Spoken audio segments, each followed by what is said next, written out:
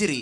దేవుని బిడ్డలారా, క్రైస్తవ్యం అంతా ఎరిగినటువంటి ఒక అద్భుతమైన చారిత్రాత్మకటువంటి యుద్ధ ఘట్టం ఇది. ఇశ్రాయేలు ప్రజలు ఐగుప్తు నుంచి బయటపడ్డారు. దేవుడు ఫరో సైన్యాన్ని ఓడించాడు, మార్గం సరళం చేశాడు, సముద్రాన్ని చీల్చాడు, ఆశ్చర్యకరంగా ఒడ్డుకు తెచ్చాడు.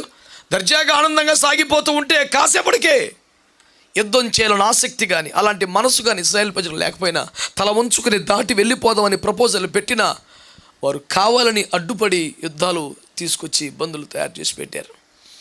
ఇది కోరుకున్న యుద్ధం కానీ అనివార్యమైంది. అలా పాలెములోకి శత్రువులు తెగబడుతున్న సమయంలో మోషే కొండ మీదకి ఎక్కాడు. మోషే కొండ మీదకి వెళ్ళినప్పుడు